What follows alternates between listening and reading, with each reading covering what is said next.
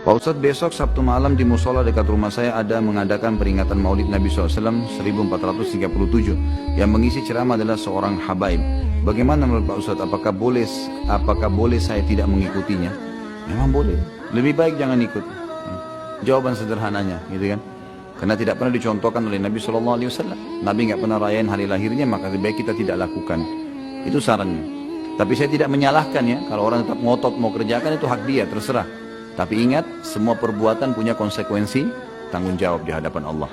Pelanggaran terhadap Nabi Muhammad SAW adalah bukan hanya karena melakukan kemaksiatan. Misal Nabi larang zina lalu dia berzina misalnya. Bukan cuma itu.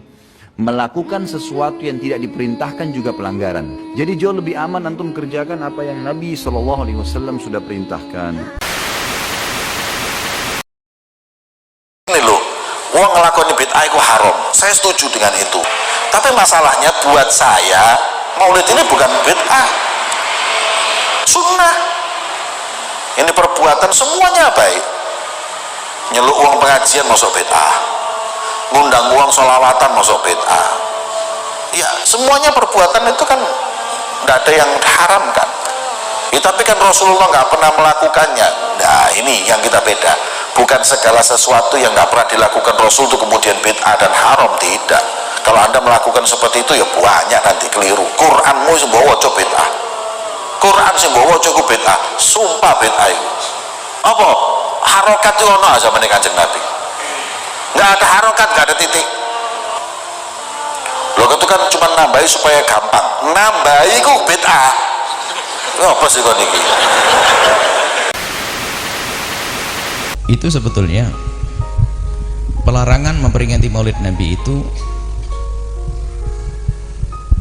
pelarangan yang aneh. Dan selagi itu orang ahli iman, kami tidak yakin kalau itu pelarangan murni, pelarangan Maulid Nabi. Kalau memang betul ada orang yang katanya ulama lalu mengatakan Maulid Nabi adalah bid'ah, mungkin dia salah pandang tentang apa itu Maulid Nabi. Ini husnudzan kita. Maulid Nabi itu adalah bergembira dengan Nabi. Bagaimana mengajak orang untuk bersama-sama memperbaharui kegembiraannya dengan hadirnya Rasulullah, memperbaharui syukur. Kan disebutkan dalam Al-Quran, Qul bifadlillahi wa birahmatihi fabidzalika falyafrahu. Katakanlah wahai Muhammad kepada umatmu semuanya, agar mereka bisa bergembira atas rahmat Allah dan karunia Allah. Untuk bergembira atas rahmat dan karunia Allah itu perintah Allah. Makanya kalau seseorang mendapatkan rezeki, hendaknya dia bergembira, mensyukuri. Namanya syukuran. Syukuran rumah, beli ayam, ya enggak? Baru sembuh dari sakit, syukuran yang beli ayam. Kenapa? Dengan karunia Allah hendaknya kita bergembira atas rahmat Allah yang berikan kepada kita, yaitu kesembuhan, maka kita harus bergembira. Dan kira-kira rahmat apa sih yang lebih agung dari Nabi yang Allah sudah menyebutkan wa ma arsalnaka illa rahmatan lil alamin. Nah, kita itu harus bergembira dong dengan rahmat yang bernama Nabi Muhammad SAW. Adapun kita merayakan itu maknanya merayakan itu mengagungkan. Kalau tidak mengagungkan Nabi, keluar dari iman orang tersebut. Harus kita agungkan Nabi, dan Nabi kita agungkan mulai dari lahir.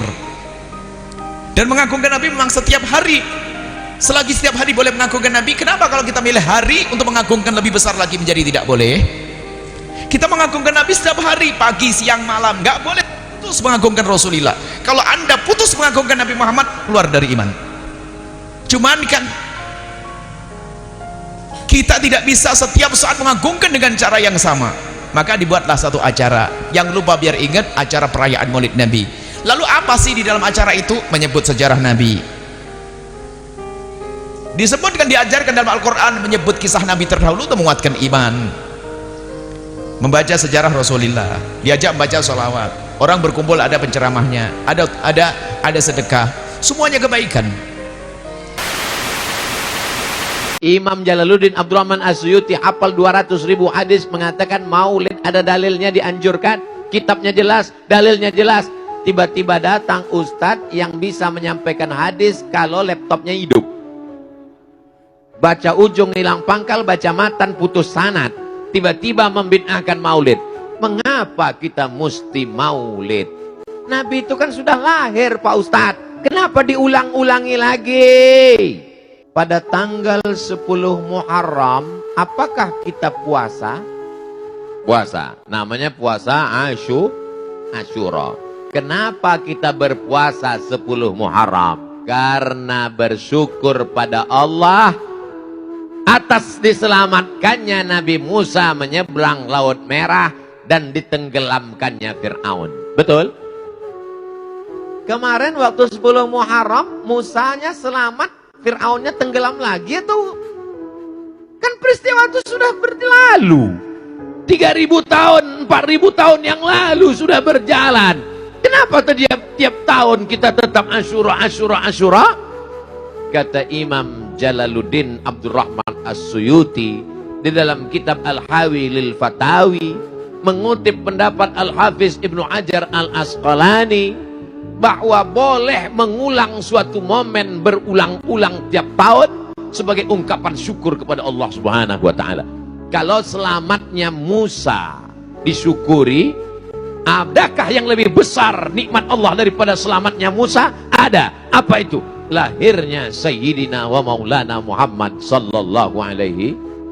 Ibnu Hajar Al-Asqalani 300.000 hadis mengatakan maulid mustahab. Imam Jalaluddin Abdurrahman As-Suyuti hafal 200.000 hadis mengatakan maulid ada dalilnya, dianjurkan. Kitabnya jelas, dalilnya jelas.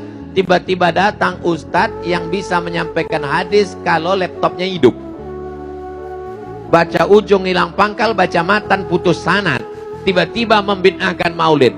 Saya lebih mau ikut Al-Hafiz Ibnu Hajar Al-Asqalani dan Al-Hafiz Jalaluddin Abdurrahman As-Suyuti dan Al-Hafiz Imam Muhyiddin Abu Zakaria Yahya bin Syaraf An-Nawawi daripada mengikut ustadz yang tak jelas asal usul, panjang pendek, ujung pangkal.